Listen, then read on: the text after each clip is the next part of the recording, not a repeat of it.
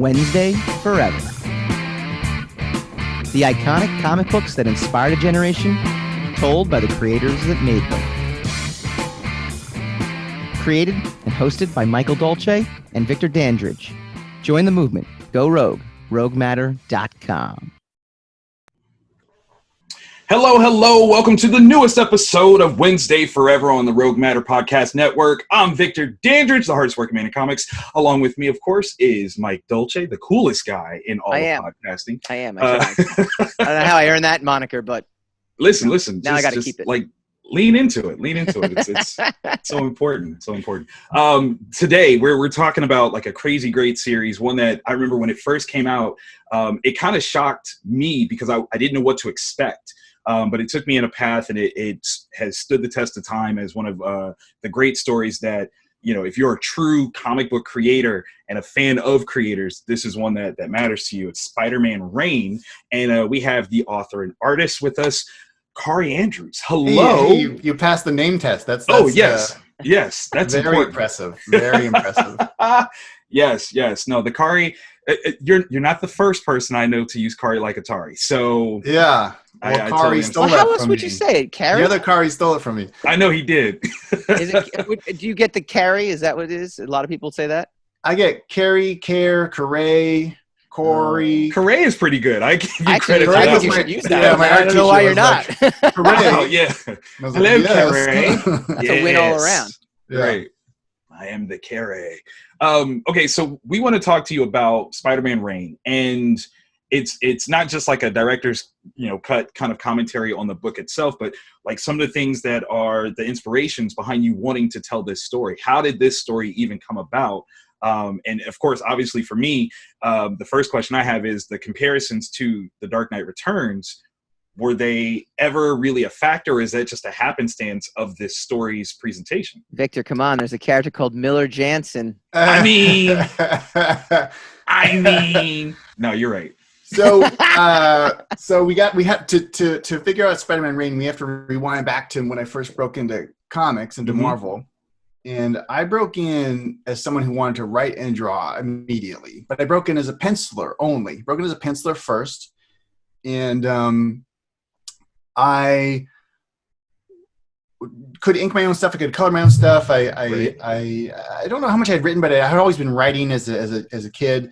So I just wanted to do these things, and it was pretty easy for me to trick people into letting me ink and color, because I could. Back then, you would have to FedEx penciled pages off to an inker, and then you would have to FedEx them back to Marvel, and then Marvel would FedEx them to the colorist. So it would take like a week of just travel just to do a cover. So I started doing a couple covers, and I became known as, because they were in a bar, and they're like, hey, listen, I can save us time here. I can ink this myself. And they're like, okay. And then it's like, hey, listen, I could save us time here. I can color this myself. Maybe just this once. And then, you do a good job. And then the editors are like, wow, we just saved a week of travel. Like, when we're in a bind, let's get him to do it. Yeah. To do the cover. And so I kind of like, and those covers were well received. And then, I was drawing some interior stuff, and I told my editor, Axel Alonso, at the time, I was like, hey, Axel, I want to write. And he was like, well, a lot of artists want to write. It's actually a lot harder than you would think, and we can talk about it at some time, and we can see if there's something we can maybe, let's keep talking. Basically, is what he said. So I just went and just wrote a single issue. He had Spider-Man Tangled Web at the time, and he's like, well, maybe I've got this Tangled Web book. Maybe we can find something. I'm not sure. And I just wrote an issue, laid it out so he could read it as a comic book. Okay. Because that's my advantage as an artist. I can just do a visual script. And he was like, wow, this is great. Let's go. And so when you say you laid it out, did you lay out dialogue too on top of it? Yeah, I basically made a mini comic book. I drew layouts, like rough drawings, but then I lettered it like a comic book. Nice. So you could just read it like a comic book. Yeah. Nice. And I mean, that's a better sales tactic than that. Like, well, it's so funny you say that, because that's we talked to Tim Seeley, and we were talking about that. And originally he says, yeah, I used to do that because he was a writer artist as well too. So, but then I ran out of time. Now I just write. Right. Yeah, it does take more time. And it is. Well, here's the trick, though. Here's the trick, is that, and this is why I would keep doing it. I was worried. I was always worried about getting rewritten by my editor or asking for too many changes. Mm-hmm. And what I found by accident was that if you give them a lettered layout like comic book, the brain doesn't look at it like something to be rewritten. The brain looks at it as like, this is what it product is. I like it. Right. You know, it's a real life hack to like Wow. avoid. All right. Like I've heard hold on, horrible stories about. I've heard horrible stories about like writers getting like noted to death, and especially in the film world, which I'm also a part of. Like that's just part of the landscape. Right. And it does happen in comic books sometime, but the life hack really is to like, even if you don't draw those layouts yourself, like get your artist to draw the layouts and then hand in a lettered layout and be like, here we go. It's just like their brain it's already like comic book. They can't note it. Nice. I like that. What's interesting to me is my first, taste of your work was in the Spider-Man manga series. So like it was super refreshing, super fun, super energetic. So for you to transition into this other Spider-Man story, it seemed like I thought you were going to be the next Spider-Man guy, like just simply Spider-Man. Was that a goal, or was that kind of a happenstance? Well, Spider-Man's always been my favorite character. Like Okay. He's always been my favorite character. So, I'm always interested in Spider-Man, always working on Spider-Man, but he's not my, I didn't necessarily have like, at the time, I wasn't trying to be like the next Spider-Man guy or the next Batman guy. I just, I was more interested in being the next writer artist. Okay. Because at the time, and even today, maybe a little less so today, but at the time, the writer artists had vanished. They weren't around anymore. Mm-hmm. But when I was a kid, those writer artists, Frank Miller, Walt Simonson, Will Eisner, Jim Steranko, whoever, Howard Chaykin, like I could list off so many names of like the guys I loved were the all-in-one guys. And it was a bit of a challenge again to convince people that I could do that was the challenge. But what I've learned in life is like when you ask people something, they have to say no because it would be very awkward for them to say yes and then say, this isn't working out. So everyone just automatically says no. But if you just do something and present it to people, if you can figure that out, like inking your own cover or coloring your own cover or writing your own script. It's already done. So you're not asking for permission. Yeah, you're just asking to be seen. And if it's good, then they will receive it well. That's the trick. And then it's all about, and then you're not convincing people to give you the opportunity. It's just all about like, can you do the work? Right. I like that. So from there, after I did that one issue for Axel, we talked about wanting to do something. He's like, well, pitch me something. And I wanted to do a Spider-Man project because he's my favorite character. And, at the time, every Spider-Man story had been done except for Spider-Man in the future. I mean, there was a Spider-Man 2099. Right. Like an alternative character called Spider-Man in the future, but there wasn't like a old man Spider-Man story. And I thought, oh, well, there's a hole that I can fill. Mm-hmm. And why that relates to the Dark Knight was, I guess it's always one of my favorite books. And it wasn't an intentional for me as a creator, an intentional like, hey, I want to do Dark Knight, but Spider-Man. But that's what sold the book to Marvel. Really? Was like just that log line, Dark Knight for Spider-Man, was for them the key to like, of course. Yeah. Of course. Yeah. Why not? Yeah. But I didn't really approach it that way. But that was the like. So I can't escape the comparison. And I tried to address it by naming characters after those creators and I'm not trying to fool anyone, but it's like there is a relationship there. But I tried hard not to make it a tracing of the Dark Knight. I tried to make it its own thing. It just definitely the sales team was all in on the Dark Knight angle. Well, what's nice about that, right, is you get to kind of have something that can stand alone. It's not an alternate reality story by any means. It's more of this is one possible ending to Spider-Man. So it's like I reread it leading up to our podcast. The last time I read it, I think was maybe 10 years ago, 15 years ago when it first came out. And I keep sitting there going, that's what makes Dark Knight Returns very powerful, is that you could read it in 1986, you could read it in 2006, you could read it in 2026, and it crosses those boundaries. So by doing it in that way, you almost have something that can always be picked up. I mean, was that something you thought about as you're going? Well, that was another accidental lesson. Like at the time, it was like, and even today, when I was a kid, the big events were like Dark Knight, or like, I don't know what they were, like miniseries. There were self-contained stories, and Secret Wars was a thing that happened, but it wasn't like the thing that happens every year. Yeah. But by the time I broke in, the industry had changed, and these crossovers were rampant. And the most talented guys were doing these crossovers, and they were swapping out writers and artists all throughout the crossovers. And I just looked at that model, and just selfishly as a creator, I'm like, well, how do you create something important if you're chapter 3 in a 9 chapters book, and you're just lifting, you're lifting the load from block A to block C. Right. There's the whole alphabet. Like, how do you own that? How do you be Frank Miller if you're drawing chapter 3 in Secret Wars 5? Like, you can't make Dark Knight in Secret Wars 5. Right. Chapter C of Secret Wars 5. So selfishly as a creator, I wanted to stay out of continuity. And what I learned from that experience was that there's great power in staying out of continuity. There's a cost, because the most popular books at the time were all, and even now, there are these crossovers.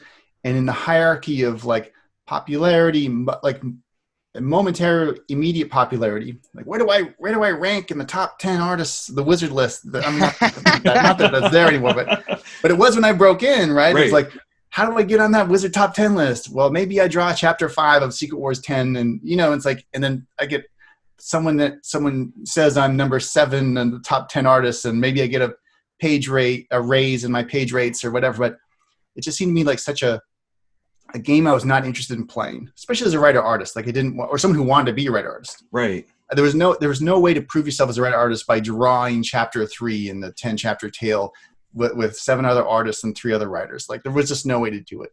Yeah. So the cool because thing that makes you part of the Dog and Pony show, that you don't get to define your career. You have to just... Victor, don't dismiss the crossover. For our listeners, let's throw a little context out, right? So this is like circa 2006, right? So actually, I was still at Wizard at the time when this came out. I think we had actually, when I was working in research, probably exchanged emails back and forth, because there was a Wizard top 10 list. There was a Wizard magazine. That was like the great. And for a creator, that list was very important. Oh, it was. Absolutely. Oh yeah, that was a big thing. And even for a fan, it was big to know, what creators do I need to be checking out? What creators, or again, just for debate purposes, how could this person be on and not this person? It was interesting how they used to go about doing it. Within the Wizard offices, there was always a genuine.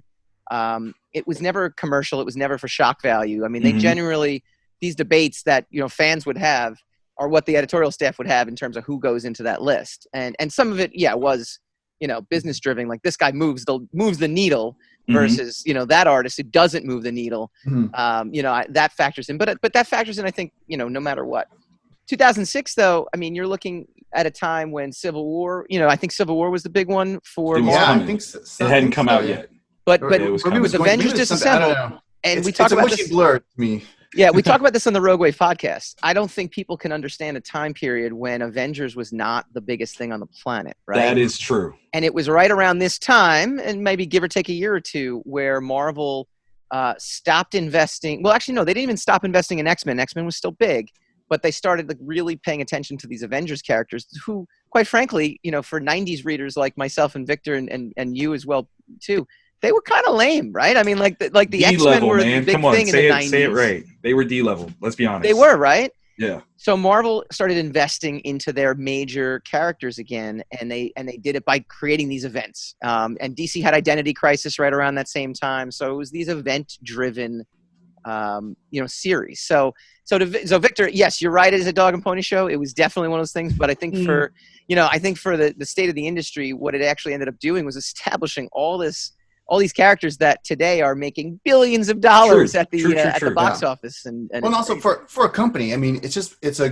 good move, because when you have an event title, you have 10 core issues. Every issue spins off into every other title. For completist, you're not just selling a 4-issue miniseries, you're actually selling 40 comic books. Exactly. Exactly. It's like sales just bump up. And this was like when I broke in, Marvel had just filed for bankruptcy protection. Yep. Like, people forget that too, that Marvel was like almost out of business when I broke in.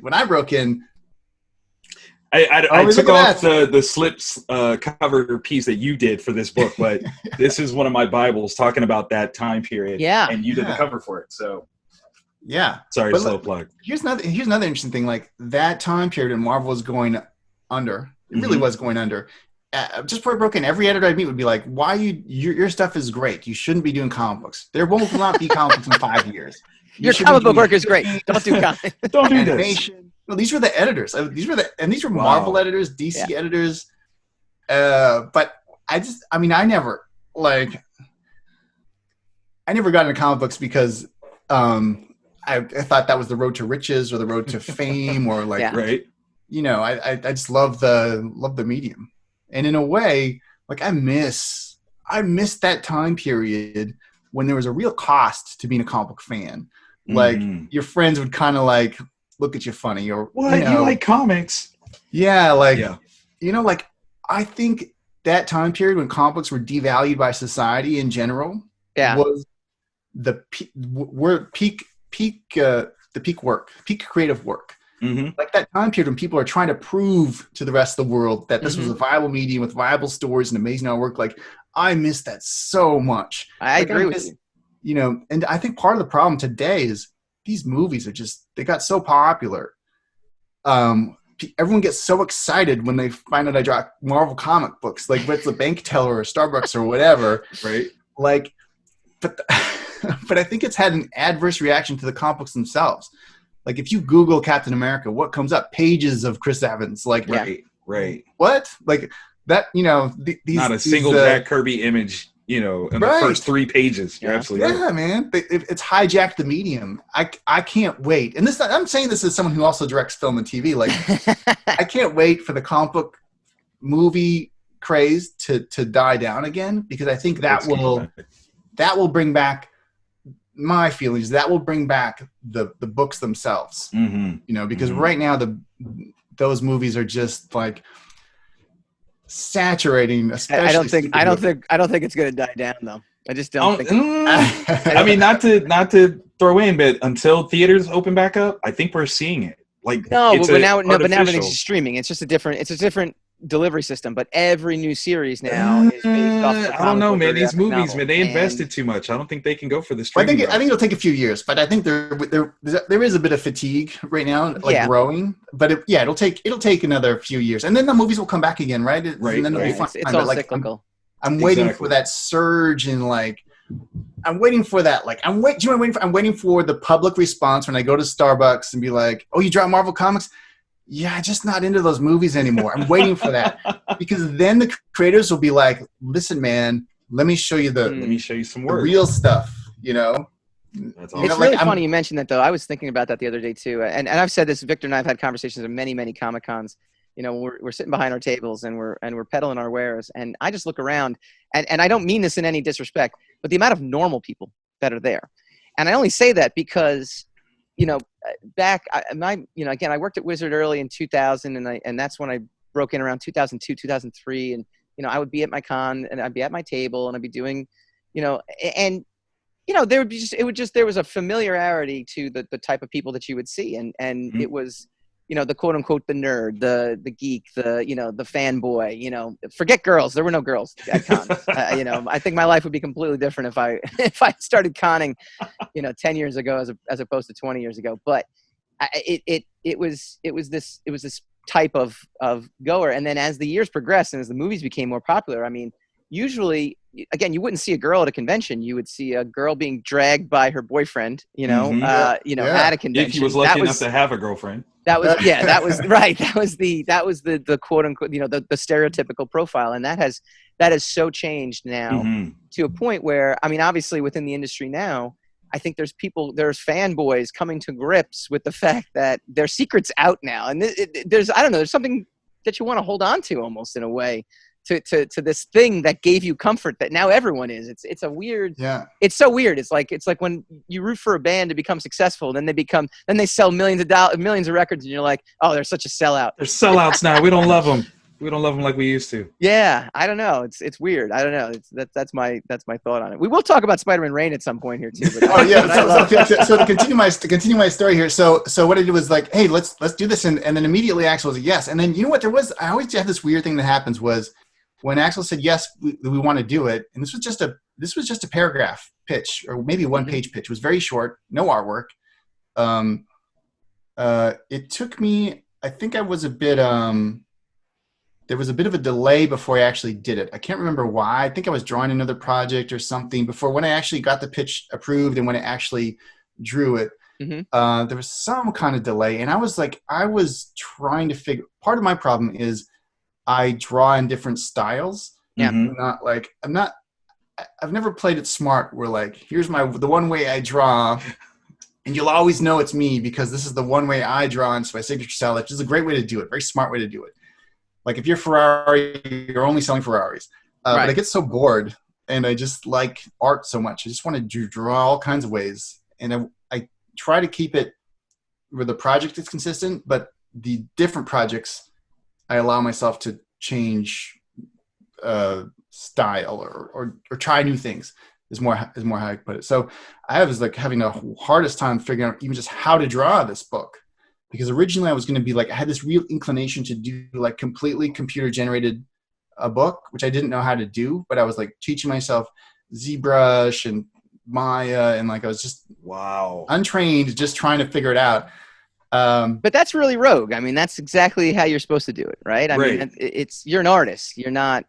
Yeah. Well, at the time, I was one of the only artists in comics that was painting computer covers. Right. Like it was a new thing, and no one else was doing it, or a few people were doing it. It was me, Greg Horn, I don't know who else. There's like a couple of guys.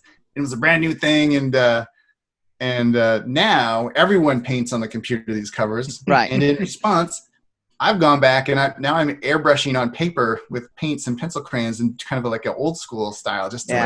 I'm always like trying to do the opposite of what I think. Ditching the crowd, man. The herd. Victor was just showing before we went live. He's working on his iPad Pro. I mean, and Gary Larson, funny enough, I mean, from the Far Side, has now returned thanks to technology. He credits the fact that he's like, wow, I never knew. This finally caught up to the way I want to draw, and I can use this. And now all of a sudden I'm inspired to draw again. Like, it was really funny. So he actually came back to making cartoons again because of that. So it's fantastic. Funny. It's funny to hear that.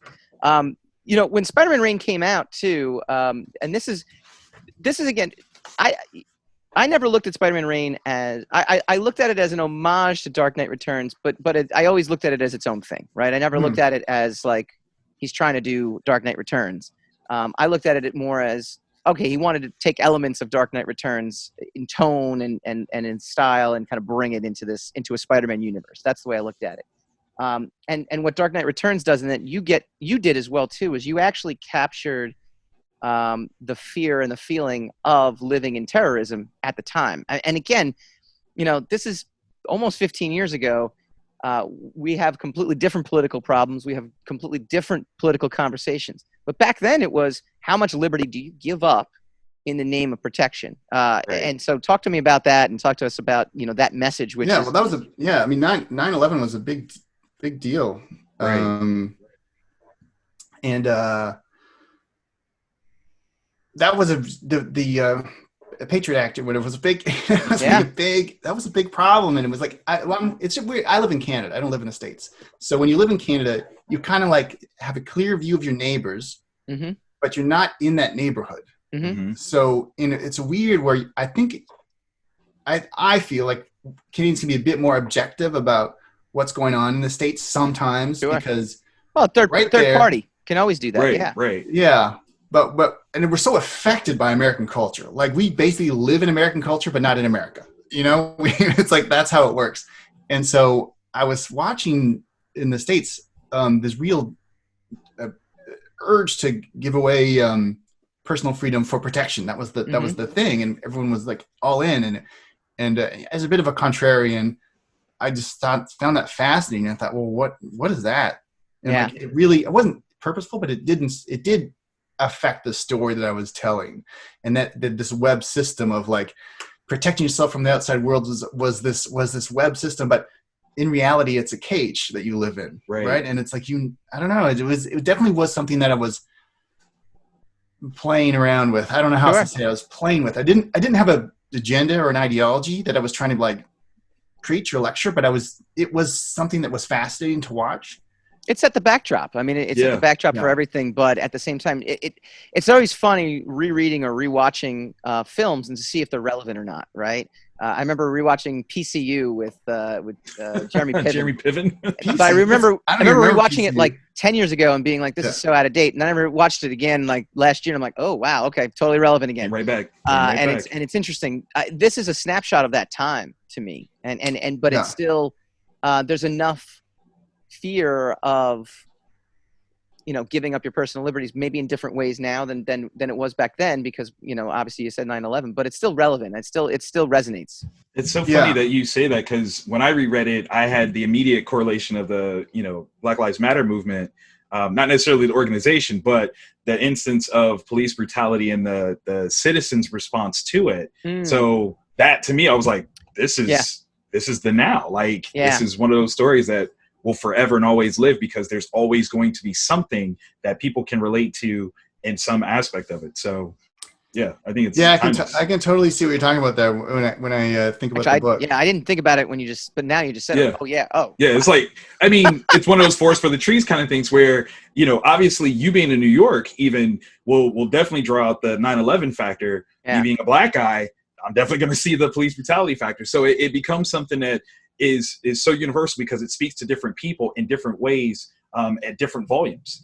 I love New York. I visit there every year, but I wouldn't have the same 9/11 reaction because I'm not from there. I don't live there.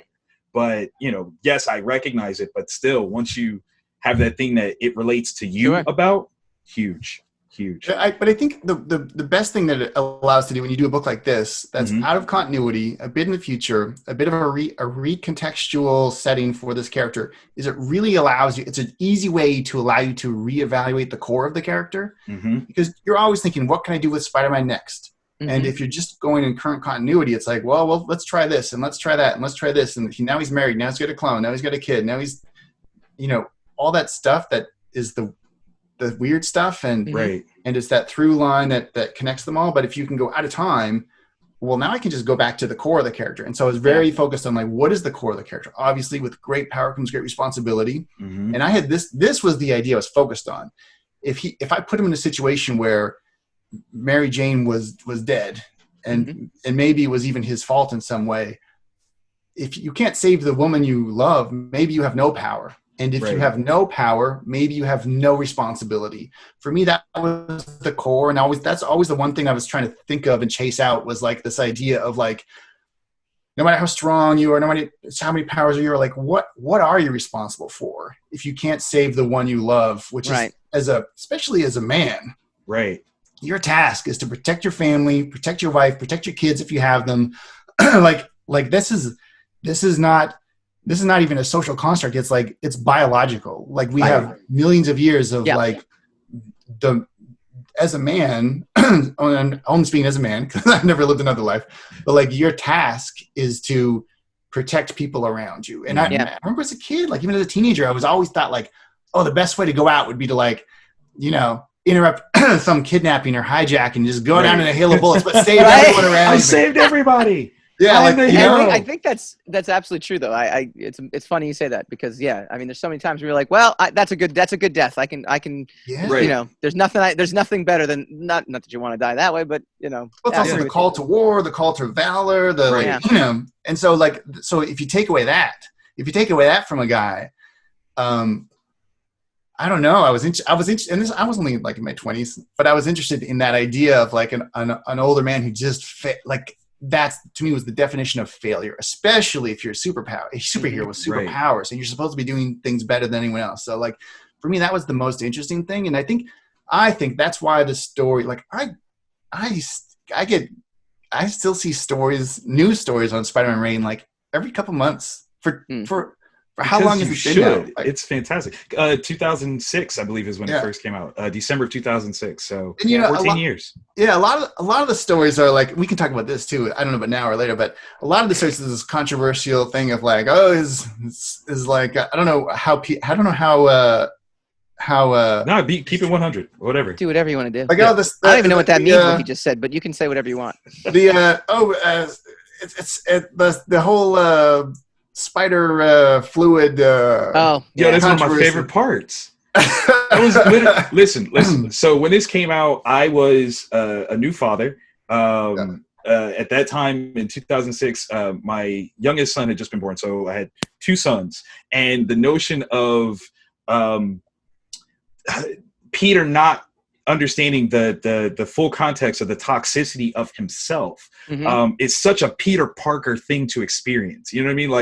Like Spider-Man is the most guilt-ridden, neurotic character of all time. And that was like the perfect explanation of how he would regress to pre-Spider-Man Peter Parker, to still be Peter more than he ever was Spider-Man. In that moment of ultimately saying, like, I was responsible because I kept exposing her through my love even. Like, I was like, yo, that is huge. And at the time, I think I was coming off of Spider-Man Blue as well. So any work that was really pushing that emotional context of Peter's failings, I was in love with. And that moment, like that phrase, was like, oh my God, his fluids would be irradiated. Oh my God, like that hurts because he just never thought of it. Right. Well, here's what's funny though is I get accused a lot of like giving Peter Parker radioactive spider jizz, and that's what Mary Jane got killed by the radioactive spider jizz, and it's like I'm not saying that is not part of the case, but I was also talking about just his blood, like how it actually, the inspiration for that was actually like he's got radioactive blood.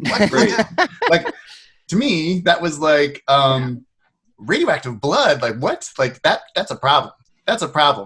And so for me I was like, felt like, oh, okay, blood, spit, sweat, saliva, every fluid, just being around someone in an intimate setting, holding them close at night, romance, anything. Like that's like it's like to me that was so interesting that when I started to like think like that's how you would expose someone you love, but just by physically loving them would be the thing that killed it. Was so horrible. I always question whether or not it was true though. Like is that not also a factor of Peter's neuroses, that he's taking responsibility for it and it had nothing to do with him? Like that was always one of the things that I love, the ambiguity of it, is it was a suggestion that that's what happened, but it's no confirmation. So how could you? Right. He'd have to give up his identity to do it. Yeah. Right. And he's literally taking this literal responsibility onto himself, and it might not even be true, but that's just how he feels. And but I think that was part of the things that has made the story infamous. Well, there's also the Peter strong reactions of like people who like it's the only book I've written, and this happened 2 times, where I've had young guys come up to me and be like, I was in a suicidal spot and this book saved my life. Wow. Like, what? Did that happen twice? And it was just like, oh my God, like that is the craziest thing. And I could ever elaborate how and like, I mean, what was the emotional connection? Sorry, I'm in depression. I mean, this was in line at conventions. This was not in a. Oh, I got you. Like 2 or 3 minute conversation, and as I'm signing books. That's gotta be surreal. That's a surreal feeling, right? I mean, you're sitting there. I mean, these guys are essentially saying, "Hey, like you saved my life," and you're like, "Do you want me to sign it or not?" Right? Like, yeah. Whether or not that's actually true, to hear that lets you withstand any of the battering that you may take, because in any book that kind of survives, it's because there's like one side that just is opposed to it and just is trying to beat you up, and one group that loves it and is trying to like raise you up. So it's like, so you feel weirdly like you're girded, pressed in by these two opposing forces, but it's good. It's good. Like you want that reaction, but it's actually pretty stressful to go through. To like, I don't know. It's a weird situation. Indeed. So it's funny.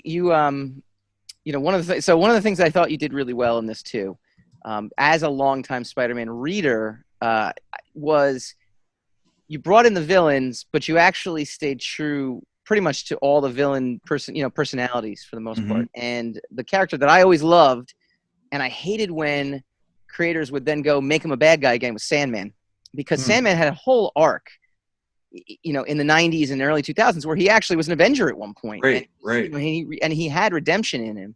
And so for me to see him at the end of this, recognize his daughter, and his daughter's there, and I thought that was pretty cool.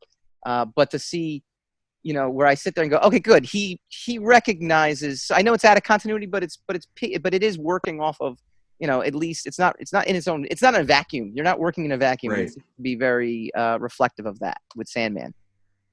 Yeah, I mean, I was just like, you know, I was trying to examine the different the nature of masks and heroes, and you know what that means, and I don't know, you know, again, just trying to play with different elements and just trying to not with really. I think it's a mistake when art turns into agenda. You know, like I think the difference between the first Matrix movie and the sequels was the first Matrix movie was like, here's some amazing ideas, boom, what?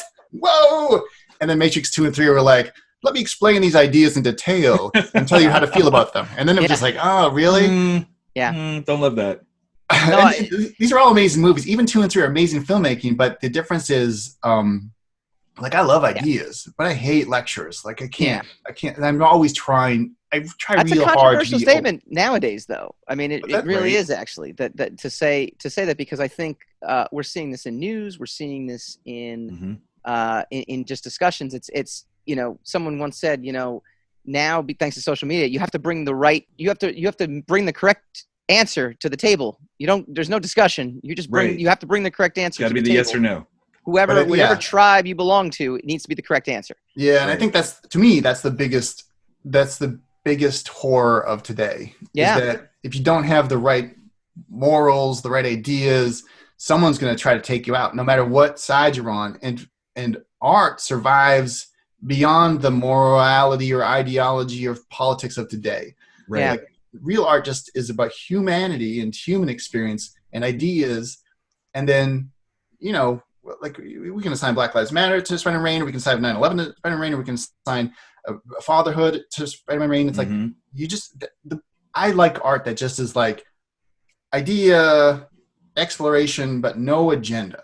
And I think the mistake, and I've even made it, to be honest, in my work, is trying to imbue, not even trying, it's just allowing your ideology to become a lecture in the work, as opposed to just like when you play with things. Correct. Then you're engaging people. And when you're lecturing people, you're not engaging, you're just pointing a finger at someone. And either you're like, you're with me on the good side, or you're a bad person. Like, I hate that so much. That used to be what supervillains would say. Right. Yeah. Oh my gosh. No, that's absolutely true. We would Magneto was the worst of them, right? Right. And it just happened to be whatever the you know, societal you know, side was at the time. I mean, it definitely, I agree with you 100%. There's a saying that I love, is that I want to buy, I do not want to be sold to. You know, I love being, I want to buy, you know, you have a message of positivity, you have a message of this. Great. I want to buy it. Don't sell me on it, you know? And it was something, you know, even in college, if someone tried to write, I used to call it pamphlet material. I'm like, I want to read a story. I don't want to read pamphlets. I don't want to read like, you know, that kind of stuff. This is why this is, and blah, blah, blah. Yeah. No, I think Spider-Man Reign does a great job of doing that. It's just having a discussion. I have to admit, on the villain side, one of the things that Spider-Man Reign did that no other book ever could is make me care about Venom. I actually was an anti-Venom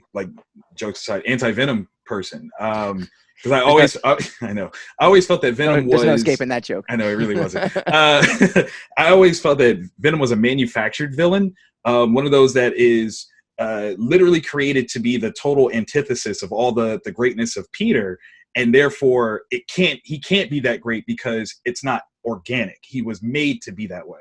But this actually made Venom very humanized in the fact that Peter's role of getting the symbiote and then abandoning the symbiote symbiote itself felt a certain kind of way about that. And I was oh wow, like this is beautiful actually. Like it really kind of like made the symbiote the victim of Peter, yet again, not thinking things through. One of my favorite runs of Spider-Man was the McFarlane, David Michelinie run, in particular. Yep. And when Venom was first created, he was that kind of a character in many ways. It was through Eddie Brock, but I was always struck, I think, during that run by like that's what happened. Like Peter took him from another planet. They had a bad breakup, and he abandoned him, an alien life form, alone on another planet. And I always thought that was something that hadn't been explained properly. And like, what better justification for doing horrible things than the bad breakup? I don't know. Like, I agree. Yeah, that was definitely a touchstone. Have you noticed the storylines that are currently popular or have been popular that could, not saying they did, but could have been inspired by Spider-Man Reign? Obviously, we've got Donny Cates' run on Venom that has, Null and the other symbiotes coming out. It's this whole storyline that's coming later on this year where the symbiote god is going to take over, let alone Superior Spider-Man, because there's that little stint in there where Doc Ock. Yeah, I saw that too, actually. Yeah. I thought that was like, I'm going to replace you. And I'm like, explain it to me. I missed it. In Superior Spider-Man, Doc Ock takes Peter's body and basically switches his consciousness with Peter. Oh, right. Yeah. So in the stint where Doc Ock's body shows up, guided by the arms, there's a little piece in there where he's like, I'm going to replace you. I'm going to take your body and I'm going to replace you with myself.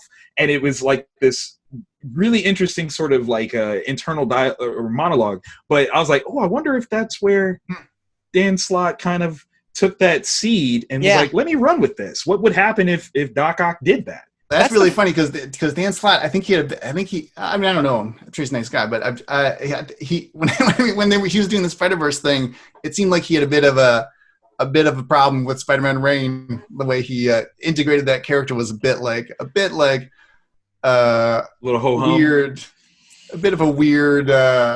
Like it's not something, it felt weird. It felt a little bit weird. I got you. A little behind the scenes here. That's right. Yeah. That's the fun part. Basically he showed up for like 3 panels and they smashed his head in with the tombstone of the cover behind you. Right. Just like, I totally get it. Like as a creator, what you always want to do, you have a real urge to, and this is part of life, right? Generations. Destroy the past and create the future. Like this is the cycle of like what's going on now, of like Spider-Man. Anytime you're in a book, like I did it a little bit with Iron Fist. It's like you kind of want to blow up some of the things that have already worked with that character to make room for some of the new ideas that you want to do. And it's creative enterprise. So it's like this is part of creating. But the funny thing is, like, one thing I had never seen when I did my Spider-Man Reign was this acknowledgement of the Venom world seemed to be forgotten, that maybe there was a world of these things, and like opening up a portal to allow that world into ours seemed to me like that's a thing. I haven't seen that before. Right. And then after I did that, I saw that kind of idea starting to happen. But the cool thing about doing comic books is, like, I didn't create Spider-Man, I didn't create Sandman, I didn't create the Hypno Hustler. Like, these are just characters that you are there. And the idea of with great power comes responsibility. I didn't do that. Like, I didn't do any of this. I didn't do Dark Knight. I didn't do any of this stuff. But it was my turn to play with those toys and do my thing. And what you really want to do is have your stint travel forward. And you want your stint to be something that does stick in someone's mind and play with, whether that happens or not. Like, that's, to me, that's always been the goal of when you work on these legacy characters, is like you want to like take your turn at bat and hit that ball so hard, like people will remember that one swing 20 years ago. Like, that's what you wanted. That's the goal. That's all you can do, right? That's the goal. It's like you stole my last question, which was going to be, what do you want to see, in closing? Like, I mean, what is your final stamp on this book? What is your final analysis, your final grade? What do you hope its legacy is? I don't know. I find it so interesting it's still getting talked about. I think here's what I think part of the reason. Well, there's a few different reasons. One is there aren't many self-contained Spider-Man stories. Mm-hmm.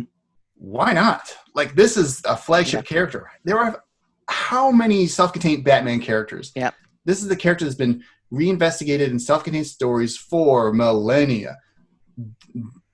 Spider-Man should be doing that with Spider-Man. They should be doing little, Spider-Man by Gaslight, like Gotham by Gaslight, whatever. Like there should be these self-contained stints. And I think the reason that this is one of the few that has ever been done helps its survival, not just the in continuity issues 389 to 394 or whatever, a self-contained story. And then I do think that it's one of the few stories that does reinvestigate the core of the character.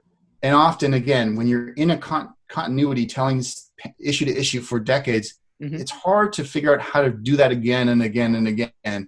But if you have your own story, it's easy to reinvestigate. 3, I do think that this idea of like the controversy of the Spider-Man sperm killed Mary Jane is an important part of the book. And I think it's important in a way that I don't think people are aware of. Like, I think it's important in the fact that if this was a different character in that situation, probably would be forgotten. But because for many people, Spider-Man represents youth, a young man, and many people a teenager still, they think of him as a teenage character, that just the idea of Spider-Man having sex is too much. It's just too much. But this is like, he's an old man who's been married. Like, of course he's had sex. Like, of course he has. But that idea is like, you gorgeous too. Like, come on. Eric Larson was the only one to touch on that, and he did it in a fill-in issue when McFarlane had left to go to Image. A terrible pun that you just did right there. Oh, I did. So terrible. I do that. Well, I did. But I think there is a like, comic books has always been, since I've been reading them, kind of a youth medium. And there was such a desire when I was reading comic books. The creators were like, we're going to prove that this is an adult medium too. No one will listen, but it is. And we're going to do it. And like, congratulations, kids don't read comic books anymore. Like, that was but you did it. The funny thing that happened is that the readers of these characters, part of that process was a lot of us readers, like, look at the art behind me. I'm this way too, but haven't quite matured ourselves as grown-ups. Sure. So even when we're older readers, sometimes it can be a little tricky to be like, Spider-Man having sex? What?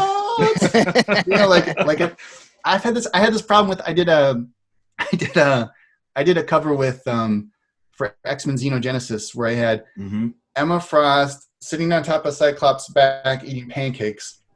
Weird little cover. I don't know where it came from. Just like a fun. They were in a relationship at the time. Sure. And, Emma's this kind of like, she mind controls people through dominatrix, basically. So I thought it was a funny, totally, like, there was I guess a bit of sexual innuendo, but these are clothed characters. She's eating pancakes, that's smiling, and I had the weirdest response from that cover. I had this weirdest response of like, people just couldn't handle it. Wow. And again, I think this weird dynamic of like these legacy heroes, childhood heroes. I think it shocks people when you make them grown-ups. When you make them, or just you put them in a context that they're not used to seeing them in. Yeah, I think that's yeah. I mean, that's all for Spider-Man Reign. That's part of what had happened. And also number 4 is I do think the story is about a character that's in a real dark place and finds his way out. And I think that's always for me, anyways. Those are the stories I relate to. Like, life is hard. Like, life is hard. You fall down hard. You hurt everyone around you love all the time. You only hurt the people the most that you care about the most. And if you're in a marriage, you know that you have hurt that person.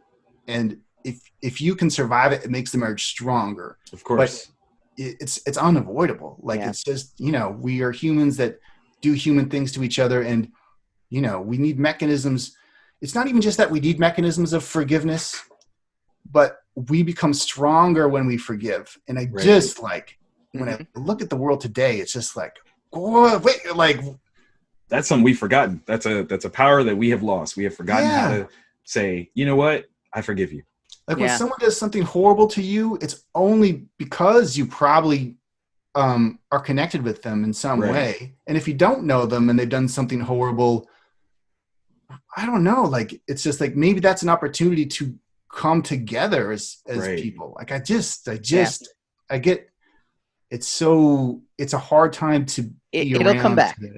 It'll come back. It will come back. It will come back. But it's just like, I don't know. I firmly believe like you guys know this as creative people, you only reach that high point, that point where you do your best work, because you've dipped down here. That's and right. Life is horrible. Your work is horrible. Nothing's working. You don't know what to do. There's no way out, and you just have to survive this. Push anyway. Absolutely. And you can't live here. That's momentary. That's like a turn around the Ferris wheel, and you just got to get back up there, and you know the fall is going to come, and then when you fall, you got to hold on. Know that there's that light at the end. You're absolutely right. Yeah, but not even light at the end. It's like there's a light at the top. And you're gonna keep going. Hopefully, you have a few more rotations. So you just gotta. Because once the wheel stops spinning, my friend, there's no light. Exactly. Yeah. Kaare, thank you so very much for joining us. This was a great conversation. A lot of insight to the process of this series, which is fantastic. I enjoyed it thoroughly. I don't want to speak for Mike. I'll let you. I hated it. For sure. Oh, you lied. You are again. I'm just excited people are still talking about it. Selfishly, as a creator, like, that's all you can ask for. That's all you can ask for. And I don't know how long people will keep talking about it, but every few months I get another Google alert. Spider-Man Rain. I do have I have one weird question. Yeah. One that it's not exactly explicitly said, but the guy that's being starved, is that Kingpin? Yes. Okay. So I didn't have room for it. I had actually had a few more pages. I always felt like if there was some kind of anniversary edition, I could finally complete that story I set up. I just ran out of pages. Oh, wow. But the guy that's being starved is Kingpin. And then, spoiler alerts for a 15-year-old book, once the building collapses, he escapes and is finally allowed to eat again. Oh, wow. And it's his captor. He's going to feast on him. Oh, wow. That would have been fun, but I just ran out of pages. Awesome. That's still good to know. Still good to know. That's amazing. Oh, my goodness. This has been Wednesday Forever on the Rogue Matter Podcast Network. I'm Victor Damers, the hardest working man in comics, speaking for Mike Dolce, the coolest man in the whole podcast world. I try. Thank you. And the man with the hardest name. The hardest name to pronounce in comics. Ian Bill Sienkiewicz. Man. Bill's last name has got to be one of the, trivia questions of the comic book world. Yeah. But thank you again for joining us. This has been a true pleasure, and we'd love to have you on again, possibly talking about Iron Fist next time. Yeah, a lot of fun. You guys are awesome. Great. It's great to be around. Thank you. Truly appreciate that. Till next time, guys, we'll see you. This has been Wednesday Forever.